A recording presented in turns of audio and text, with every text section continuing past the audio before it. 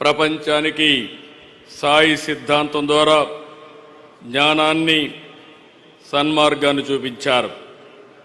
చిత్రావతి నది ఒడ్డున పుట్టపర్తిని ఆధ్యాత్మికతకు దైవత్వానికి కేంద్రంగా మార్చారు. ఒక్క మాటలో చెప్పాలంటే మానవ రూపంలో మనం చూసిన దైవ స్వరూపమే శ్రీ సత్యసాయి. ఆ మహనీయుని శత జయంతి సందర్భంగా ఆయన సేవలు స్మరించుకోవడం మనందరి అదృష్టం. ఆయన చెప్పిన సిద్ధాంతం love all, serve all, help ever, hurt never. ఇదే ఆయన మనకు బోధించిన విధానం.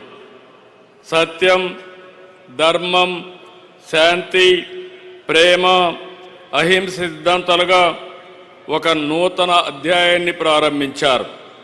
రాష్ట్ర ప్రభుత్వం అధికారికంగా ప్రకటించింది.